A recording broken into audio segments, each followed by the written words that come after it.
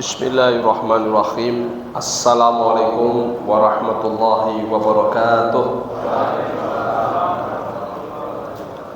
Innal hamdalillah nahmaduhu wa nasta'inuhu wa nastaghfiruh wa na'udzu billahi min syururi anfusina wa min sayyiati a'malina. May yahdihillahu fala mudhillalah wa may yudlilhu fala hadiyalah.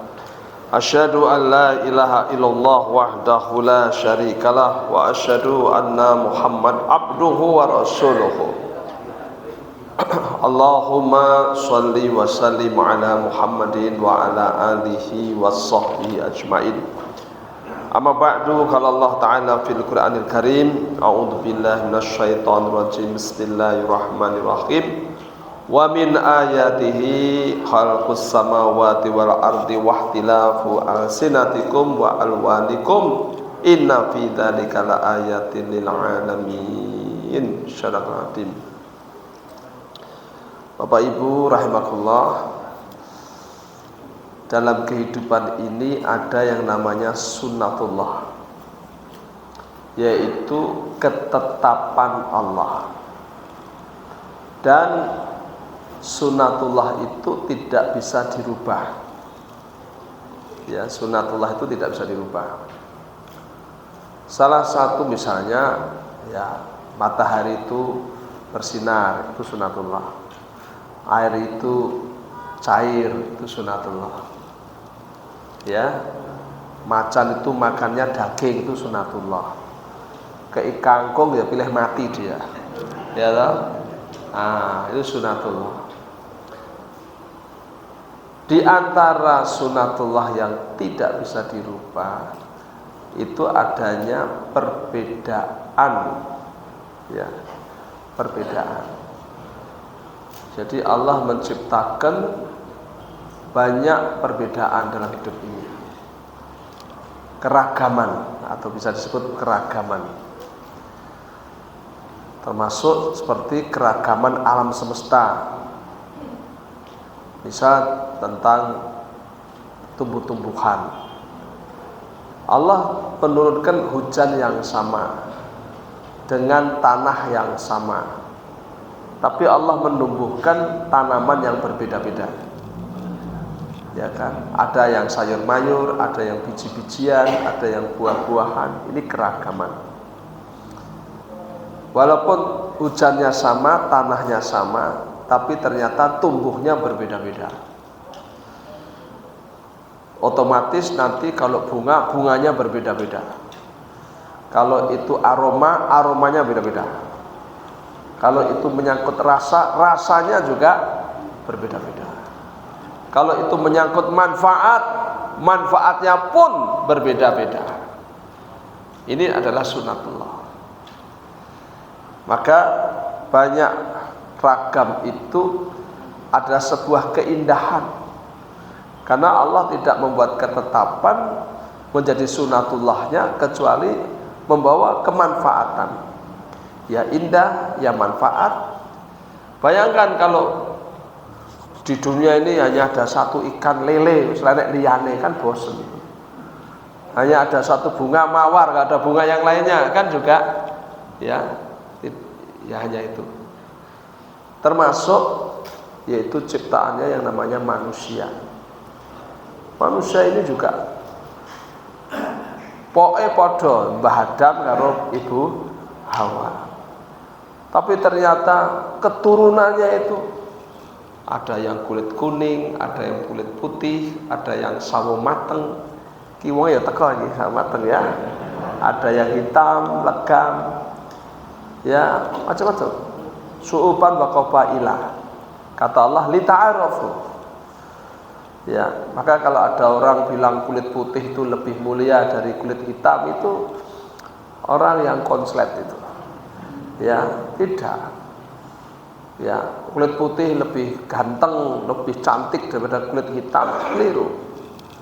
Nyatanya orang kulit hitam gak tertarik dengan kulit putih. Dan orang kulit putih banyak tertarik dengan orang kulit hitam, betul kan? Saya pernah itu di Bali itu ada londo putih ganteng gitu, sing digandeng wong Jawa pesek cilik ireng, ya ceweknya itu. Wah, teman saya perempuan, Pak Hami, lihat tuh londone merem, katanya dia gitu. Aku bilang kau cemburu paling sama orang itu. Cemburu ngopo, ora kenal cemburu kan ya. Ya, kamu tahu nggak? Saya tuh pernah dulu zaman Manahan itu belum ditoto begini. Itu kan orang jualan kan berserakan itu. Aku pernah itu lihat ada orang jual kucing Anggora itu ditaruh di atas kandang gitu. Berapa ini? Saya suka kucing. 800.000. Mahal sekali, saya bilang. Ini bagus Pak, ada yang lebih bagus, lebih mahal, diambil yang di bawah itu. Ini 2,5 juta, dia bilang. Ulul, apa istimewanya? Ini kan lebih pesek, dia bilang. Oh, saya baru tahu. Mungkin orang londo-londo itu senang Indonesia itu karena peseknya tadi, ya. Jadi dia melihat kita itu seperti kucing Anggora gitu ya. Semakin pesek semakin menarik itu. Ya kan? Mungkin kalau Anda melihat itu kucing yang pesek itu tidak bagus, tapi ternyata bagus. Jadi intinya Allah itu menciptakan makhluk itu bagus semua. Apalagi manusia. Bukankah Allah mengatakan walaqad khalaqnal insan fi ahsani taqwim gitu ya. Manusia itu ciptaan Tuhan yang paling ahsan, paling bagus, nggak ada yang lebih daripada manusia. Maka ya seperti bunga, seperti buah-buahan, manusia juga begitu. Nah, justru kita harus bisa sekarang adalah bagaimana membangun keharmonisan di dalam keragaman. Kalau dalam konsep kebangsaan Indonesia itu telah dirumuskan dengan istilah Bhinneka Tunggal Ika, itu rumusannya itu. Walaupun berbeda-beda tapi satu juga. Nah ini karena Indonesia ini kan banyak suku, ya kan, banyak ya adat, ya macam-macam.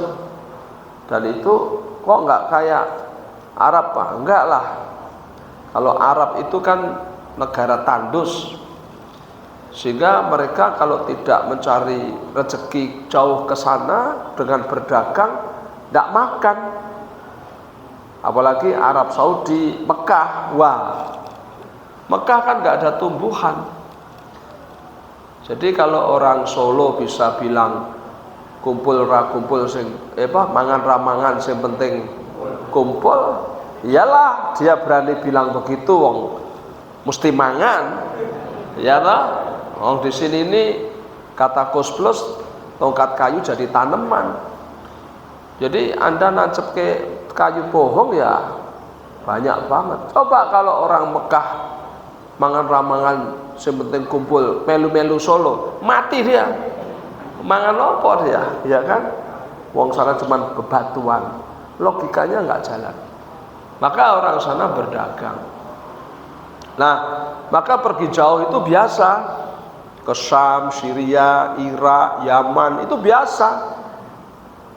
Sementara karena di sini banyak hujan, tanahnya subur, pergi jauh nggak biasa. Nggak biasa. Maka orang Jawa itu nggak pernah pergi jauh-jauh dulu loh ya. Kira-kira kok wong Solo dipek wong Sumatera ngono buke gero-gero. Wah, dohmen. Ya hilang loh ki anakku tekan kono, kan gitu. Karena nggak biasa jauh. Nah, karena orang Arab itu perginya jauh-jauh, mereka saling berinteraksi, maka mereka hanya kenal satu bahasa, satu budaya. Bahasanya sama, bahasa Arab, budayanya ya sama. Tapi karena Jawa ini, apa Indonesia ini semuanya lah ya, itu karena tanahnya subur, mereka akhirnya hidup berkelompok-kelompok. Karena berkelompok-kelompok menjadi banyak bahasa dan banyak budaya. Itu. Jadi kesuburan tanah, curahan hujan itu menjadi sebab kenapa di sini banyak suku, banyak budaya.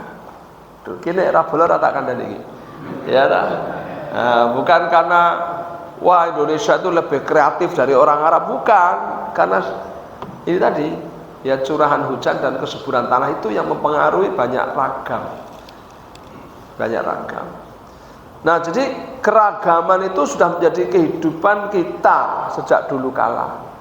Bahkan di Irian Jaya itu ada satu suku yang hanya 200 orang. 200 orang itu punya bahasa sendiri. Ya, punya bahasa sendiri. Sementara orang Arab begitu jauh beribu-ribu mil dengan jutaan orang hanya mengenal satu bahasa, yaitu bahasa Arab.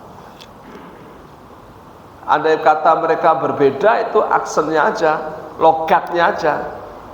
Ya, misalnya wadduha di negeri yang satu wadduhe, gitu kan.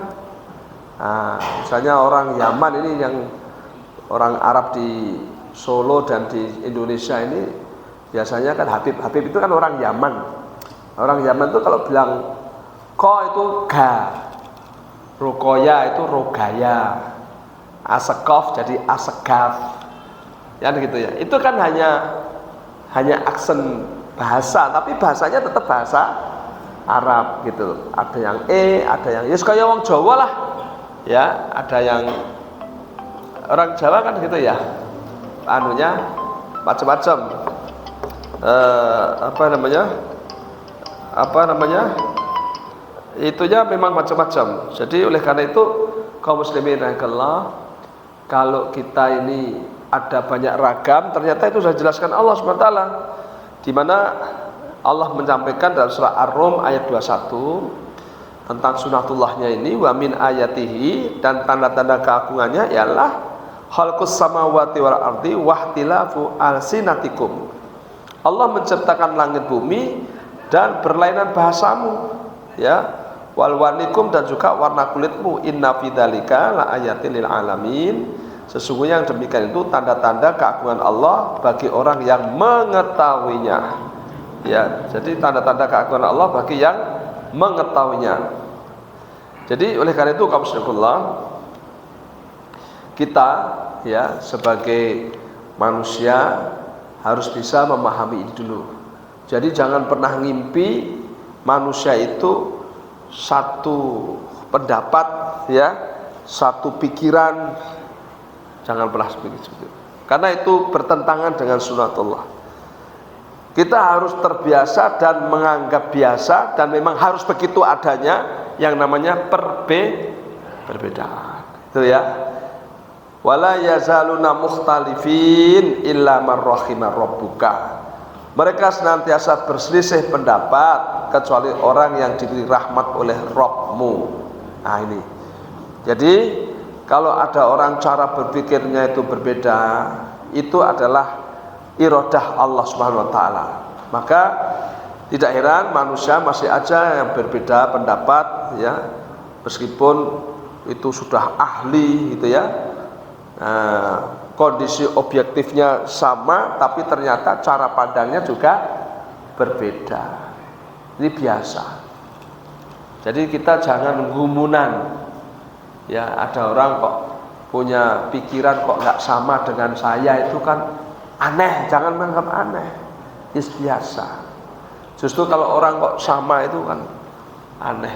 Tapi sekarang sama itu sudah ya tren itu. Namanya seragam, sampai baju seragam sekarang.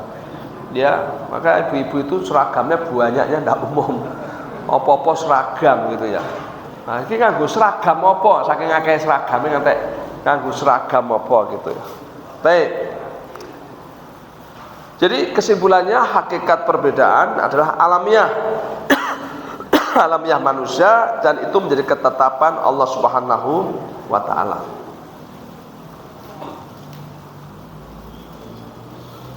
Nah, oleh karena kaum muslimin Allah, jangan sampai kita menjadikan perbedaan itu sebagai sarana bertengkar. Nah, ini yang penting. Angger beda padu.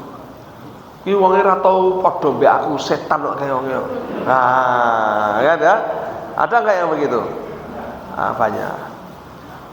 Allah Subhanahu wa taala berfirman dalam surah Al-Zukhruf ayat 58. A'udzubillahi minasyaitonir rajim. Wa qalu a'alihatuna khairun amhu ma darabuhu laka illa jadala bal hum qaumun khasimun. Wa qalu, mereka berkata,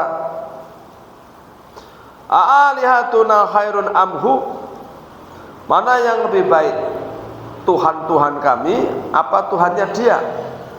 Itu tantangannya orang kafir di zaman Nabi Isa. Ma darabuhu laka illa jadala. Mereka membuat perumpamaan-perumpamaan itu tidak lain maksudnya hanya ingin saling membantah saja. Balhum qaumun khasimun, bahkan sebenarnya mereka adalah kaum yang memang suka bertengkar. Nah ini kaumnya Isa yang kafir itu. Jadi mereka ini bantah tok. Senangane padu. Tidak, ya, walaupun dikasih fakta, argumentasi, mukjizat itu serene gunane. Wongnya karepe mengarep WTS, Waton Suloyo. Ya toh? Maka dalam surah Maryam ayat 97 Allah ngendika, a'udzubillahi minasyaitonir rajim. Fa inna ma yassarnahu bilisanika lidubasyshira bihi almuttaqin wa tundhira bihi qauman ludda. Fa inna ma, maka sesungguhnya tidak lain yassarnahu bilisanika, Allah mudahkan Al-Qur'an dengan bahasamu, lidubasyshira bihi almuttaqin, agar engkau bisa memberi dengan Al-Qur'an itu kabar gembira orang yang takwa. Wa tundhira bihi qauman ludda, dan dengan Al-Qur'an itu menjadi peringatan untuk mereka yang membangkangnya. Nah ini ternyata orang ra percaya Al-Qur'an ya enek. Ya toh?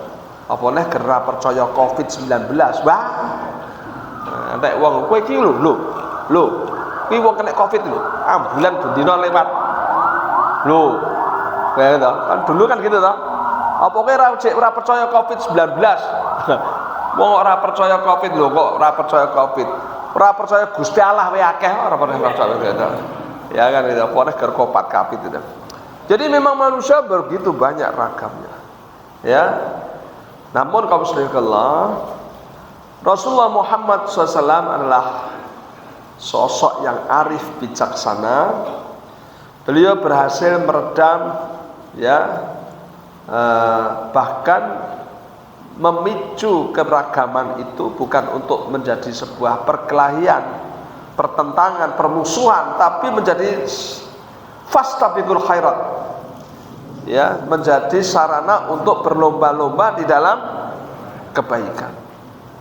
Satu kali disampaikan dalam satu hadis, qala Rasulullah SAW, ana za'im bi baitin bi ratbatin al jannah liman taraka al mira'a wa in kana muhiqqa. Aku menjamin sebuah rumah di tepi surga bagi siapa saja, ya, liman taraka al ira'a wa in kana muhiqqa, yang meninggalkan perdebatan meskipun dia benar. Ini penting ini, ya. Mula nek eneng wong ki senengane debat terus Rocky Gerung karo sapa kuwi jenenge ngabalin, ya. Rasulullah tidak menjamin surga bagi mereka. Meskipun kamu benar, kalau dijak debat diam. Ya, diam. Apa nih debat karo wong pekok iki angel tenan. Ya, sehingga sampai ada orang bilang, saya nggak dengar sendiri, orang bilang, dia bilang saya pernah mendengar Habibie itu pernah bilang, saya itu disuruh berdebat sama profesor 10 saya berani, saya bisa kalahkan mereka. Karena orang pinter itu kalau data dan faktanya itu kita jelentrehke, dia melihat, ya sudah, dia membenarkan saya. Tapi kalau saya harus berdebat dengan orang bodoh, biar satu saja saya kalah saya. Ya, karena wis ora butuh data, ora butuh apa-apa dia. Ya kan itu, wong bodoh iki ora butuh ngeyel. Ya, butuh ngeyel. Dia nggak cari kebenaran. Kalau orang pintar kan cari kebenaran. Tapi orang bodoh itu cari kemenangan. Nah, maka jangan menghabiskan energi berdebat dengan orang bodoh. Ya. Nah, dan dengan siapa saja. Meskipun kamu benar, lebih baik diam. Nah, ini kok kita ngeyel, wis meneng wae. Ya, diam adalah emas. Timbang ngomong karo wong sing hobinya bertengkar. Nah, ini dinasihat Nabi. Jadi hindari perdebatan. Baik.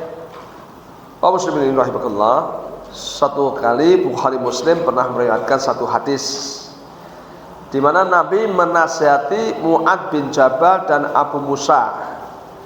Ketika Mu'ad bin Jabal dan Abu Musa ini dikirim oleh Rasulullah SAW ke negeri Yaman, beliau memberi nasihat.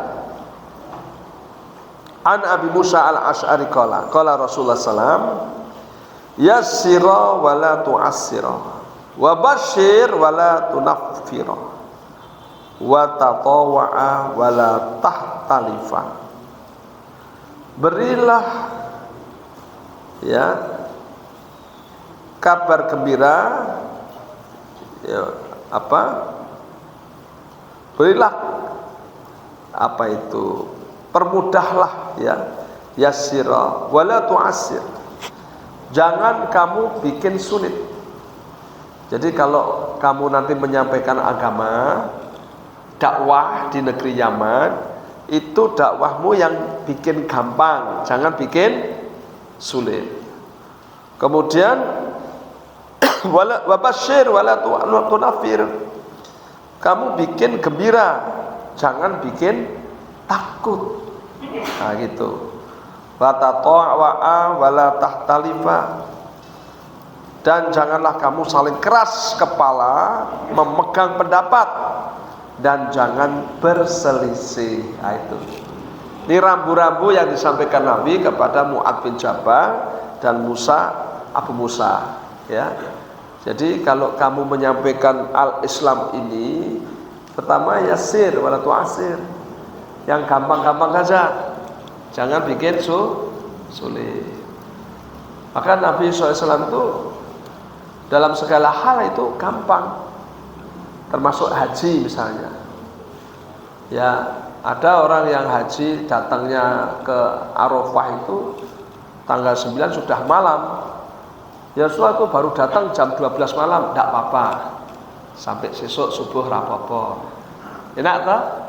Nah, kemudian sampai di Musdalifah, ada yang, ya Rasulullah, saya tidak ke Mina, saya mau langsung ke Mekah ibadah dulu karena kami capek. Ya rapopo.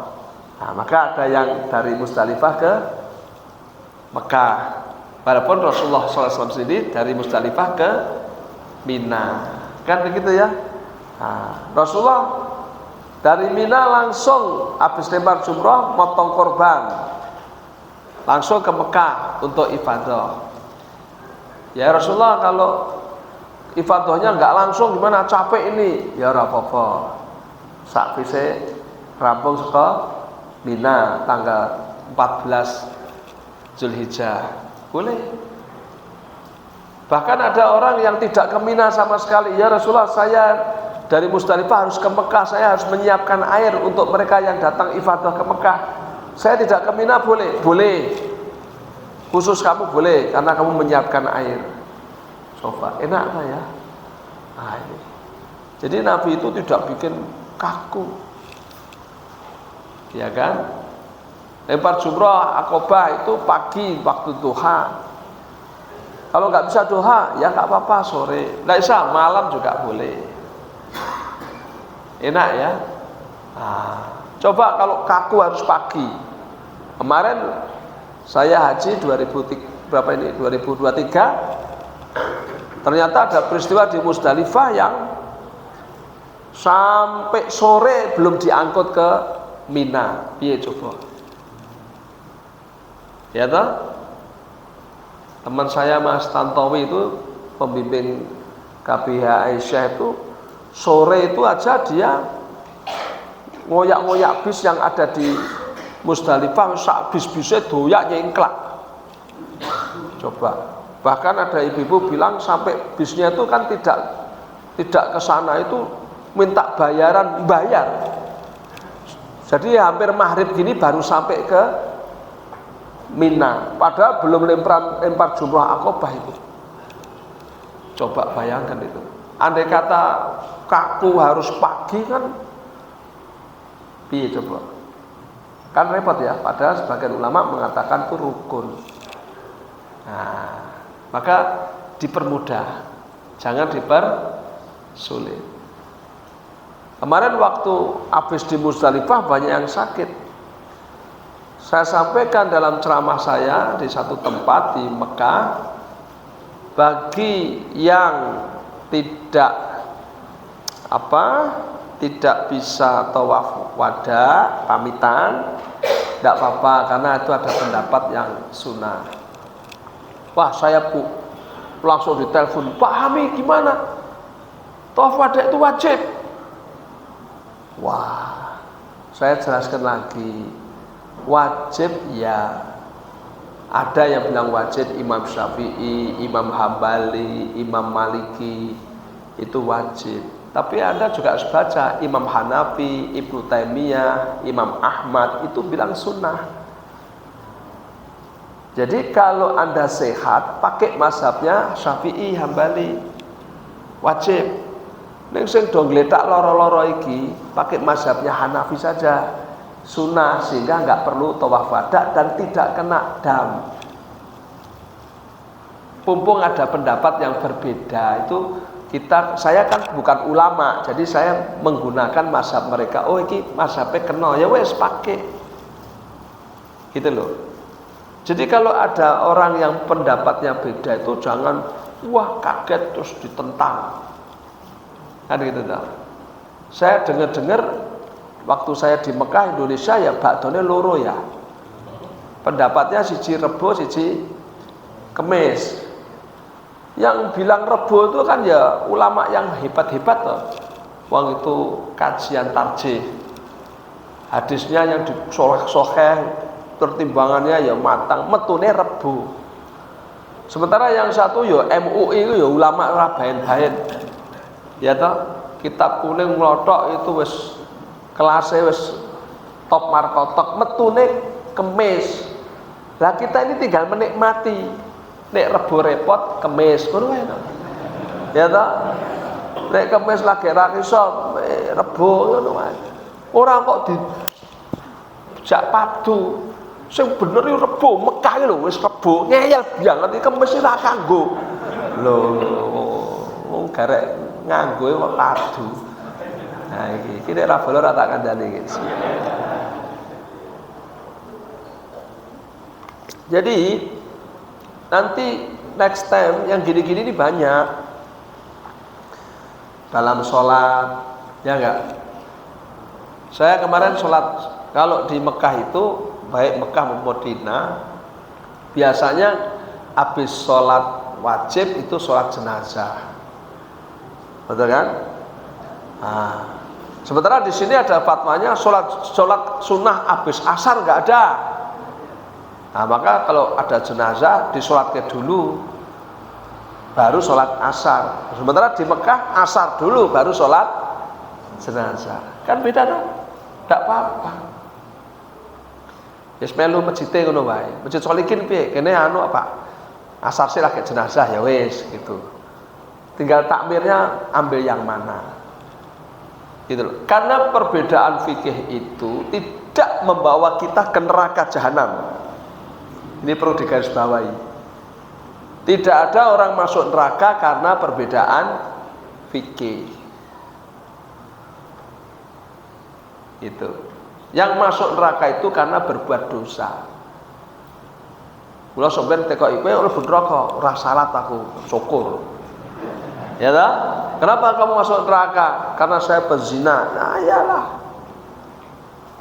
Tapi nggak ada orang, kenapa kamu masuk neraka? Wah kere, bakdo rebo, Pak Keliru, mas, saya bener kemis. Wah ciloko, melu rebo mati aku sudah.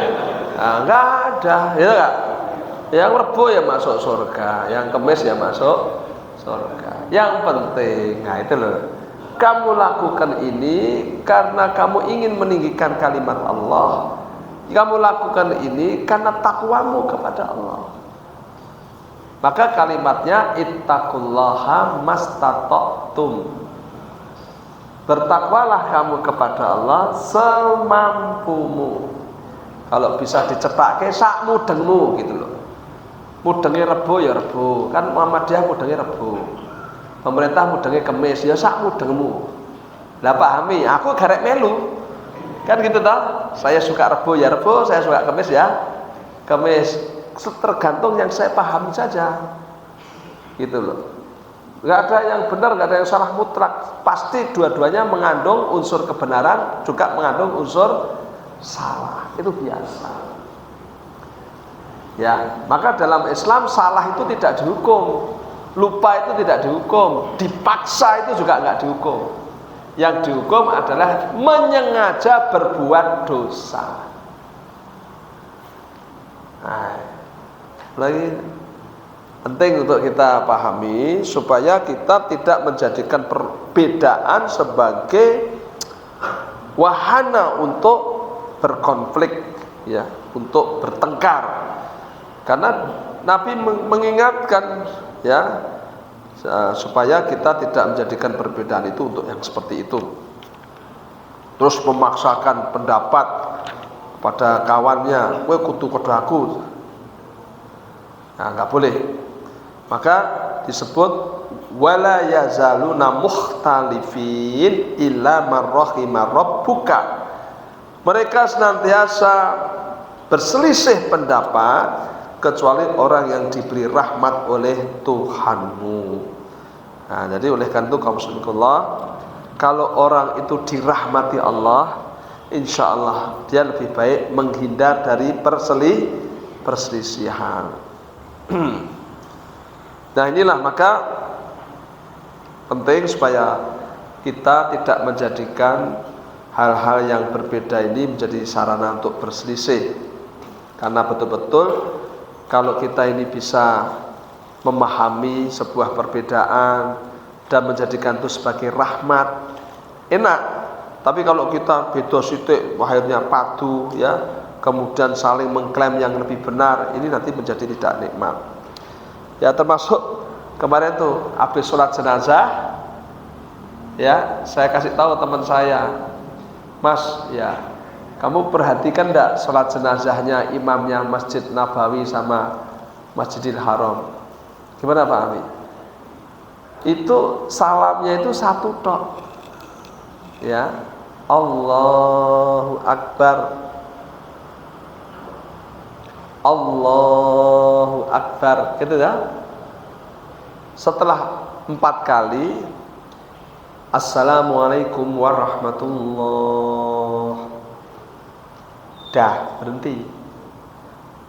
Nah, apa iya Pak? Iya. Apa enggak 2 kali ya? Maka cermati. Coba cermati. Nah, ternyata Assalamualaikum warahmatullah. Oh, si judoi lah kan dali ya. Ya toh, lah gandeng aku ke Indonesia ya aku terus Assalamualaikum warahmatullah, tak tambahi dhewe. Tak tambahi dhewe. Karena setahu saya di sini ini yang namanya salam tuh mengo tengen, mengo kiwa. Kalau itu 5 waktu ya subuh, zuhur, asar, maghrib, isya itu salamnya belok kanan, belok kiri. Tapi kalau sholat jenazah tidak. Sholat jenazah itu fikihnya sana itu hanya satu, Assalamualaikum warahmatullah, dah terus pergi pulang. Nah, itu apa? Nah, kalau di sini Assalamualaikum warahmatullah ke kanan, Assalamualaikum warahmatullah ke kiri, baru pulang. Nanti tambah kiwo, tidak apa-apa. Ya tak? Ada lagi di sini yang unik lagi. wis sholat jenazah, doanya kan tuh banyak tuh. Allahumma ighfir lahu warhamhu wa afihi wa'fu anhu wa akrim nuzulahu wa wasi' mudkhalahu waghsilhu bil ma'i wat thalji wal barad wa naqihi minal khataaya kama yunaqas sabul abyadu minat danas wa abdilhu daran khairan min darihi wa ahlan khairan min ahlihi wa zawjan min khair zawjihi wa adkhilhu jannah wa idhu min adzabin nar Allahumma la tahrimna ajra. Wah, doa banget itu. Assalamualaikum warahmatullahi. Assalamualaikum warahmatullahi. Wih, cek kurang. Bismillahirrahmanirrahim. Alhamdulillah. Ya, benar enggak? Wih, ini gayang tenan iki, masyaallah. Bu gimana? Ora apa-apa. Ora apa-apa. Jos, ya ta. Nah, sakmene kuwi wong Arab rene gede-gede kok. Iki genah mayite mlebu swarga dongane do biang to, ya ta. Ya kan gitu. Ya enggak apa-apa. Ya memang sak mudengmu. Angger donga ya seneni. Kan gitu ta. Ah gitu. Yang penting mereka melakukan itu ada dasar dari Al-Qur'an dan As-Sunnah. Sudah gitu aja. Kan gitu ya. Kalau itu dasarnya Al-Quran dan As-Sunnah, ya sudah. Nah ini supaya kita paham. Jadi seperti ini pas pitulasan ya. Saya kalau malam pitulasan itu kan so ada namanya tirakatan, yaitu merenung tentang perjuangan Republik Indonesia. Ini saya ini perundingannya sereneng kok. Langsung ya woyo gitu. Wah hapone saiki anggere RT duwe salon nganggo HP deng cetak duduknya wis ngantek sore terus bagi hadiah boleh gitu ya. Ya kalau ada perenungan itu kita akan tahu bagaimana dulu perjuangannya luar biasa. Ya sehingga sampai muncul Serikat Dagang Islam. Ya tahu persis muncul kekuatan Muhammadiyah, muncul NU dan juga pahlawan-pahlawan Patimura, Hasanuddin, Cut Nyak Diponegoro. Ini semua ini kan macam-macam caranya, perusahanya, kegiatannya, ada yang ekonomi, ada yang perang langsung neng gunung, ada yang tapi muaranya adalah merdeka. Kan begitu lah. Satu titiknya merdeka. Ya, dan waktu menyusun itu juga toleransinya tinggi. Ulama nggak senang berdebat. Waktu Bung Karno memutuskan proklamasi walaupun dipaksa anak-anak muda ya, ini sedengklok itu ya, sehingga proklamasi dilakukan. Tadinya kan mau tanggal 23 Agustus, tapi anak-anak muda pumpung niki Jepang dibomi Hiroshima Nagasaki oleh Amerika. Wah iki keputusannya anu Mas, tanggal 23 kata Bung Karno. Mboten niki sakniki mawon. Wah dipaksa. Mula cah nom ya penting itu. Ya, tukang maksa cah nom-nom itu ya. Nah, akhirnya Bung Karno setuju setelah teman-teman BPKI dibuat terus ya proklamasi itu. Terus dibacakan di Pegangsaan Timur itu jam 10. Coba kalau nggak ada anak muda, kita merdekanya 23 Agustus, ya kan? Nah, sorenya Bung Hatta ditelepon sama teman-teman dari Indonesia Timur. Ini dasar falsafah negara kita, rumusannya Pancasila itu satu, ketuhanan dengan kewajiban menjalankan syariat Islam bagi pemeluknya, ya toh? Terus dua, kemanusiaan yang beradab. Tiga, persatuan Indonesia. Empat, kerakyatan yang dibaik. Udah mudeng kabeh iki ya. Kerakyatan yang dipimpin oleh hikmat kebijaksanaan dalam pemusatan perwakilan. Lima, keadilan sosial bagi seluruh rakyat Indonesia. Saya nggak setuju itu yang pertama. Rimbon, ketuhanan wes ngono tok wae wes. Itu dengan kewajiban menjalankan syariat Islam bagi peluknya. Wah, nek kuwi dipaksa kita pisah Indonesia. Wah iki perdebatan ya. Padahal sudah merdeka ini. Sorenya kan Bung Hatta langsung kita ketemu lagi ya besok tanggal 18 Agustus jam 8 pagi kita ketemu, panggil itu BPPKI yang Islam itu yang merumuskan Pancasila itu. Nah ketika kumpul itu hanya 15 menit, tidak panjang-panjang. Wong Islam tuh wah otaknya cerdas, hatinya lapang ya. Waktu itu Ki Bagus Hadikusumo itu perwakilan dari Muhammadiyah. Begini saja saya usul, oke itu dihapus. Loh, penak banget ya. Dihapus nggak apa-apa dengan kewajiban menjalankan syariat Islam bagi pemeluknya. Tapi saya minta ditambah sedikit kata. Gimana? Ketuhanan ditambahi kata yang Maha Esa. Jadi ketuhanan yang Maha Esa. Gimana? Ya apa-apa. Ya wes, siap, wes. Gimana? Ya sudah, dok. Begitu keluar, Bung Karno tanya Bung Hatta, itu yang pertama diganti ketuhanan yang Maha Esa. Tapi yang Islam setuju. Ya wes, setuju, ya setuju. Ya, jadi waktu merubah itu Bung Karno nggak ikut. Itu, ya itu ada mengata itu. Nah maka ketika itulah maka ada yang mengatakan bahwa Pancasila itu adalah hadiah umat Islam kepada bangsa Indonesia. Nah, ini. Jadi orang padu bubar negara ini. Ya, nah, barulah sekarang terus orang mikir. Ketuhanan yang Maha Esa itu artinya la ilaha illallah, lu baik kuwi tauhid itu. Ya, kalau ketuhanan esa mungkin Tuhan yang satu, semua orang mengaku Tuhannya satu. Kalau yang Maha Esa itu jelas hanya satu-satunya Tuhan. Nah, maka jangan sampai ada yang terus berpikir, dibrusakne sing sila satu. Enggak bisa wis nas pangping ra kok dirubah wis ngono ya ta.